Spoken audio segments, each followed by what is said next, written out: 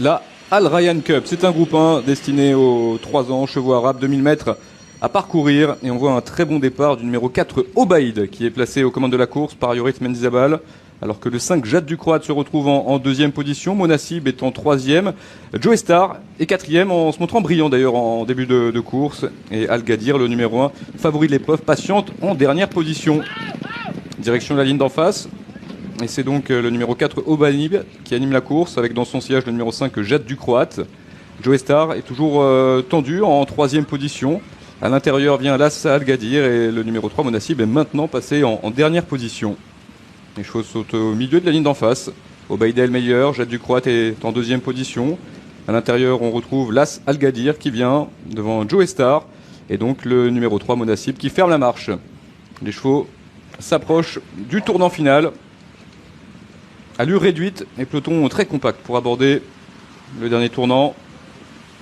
Obaïd est le meilleur. À son extérieur, Jade Ducroate. Dans le sillage de l'animateur, on retrouve Las Al Gadir. Quatrième place pour le numéro 2, Joe Star, qui est maintenant détendu. Et en dernière position, le numéro 3, Monasib.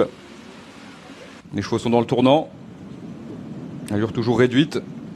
Avec donc Obaïd qui a le meilleur. Jade Ducroate qui vient à son extérieur. Troisième place pour Las Al Gadir, qui est accompagné par Joe Star. Et en dernière position, le numéro 3, Monasib. Les chevaux vont bientôt sortir du tournant et aborder la ligne droite. Il reste environ 600 mètres à parcourir.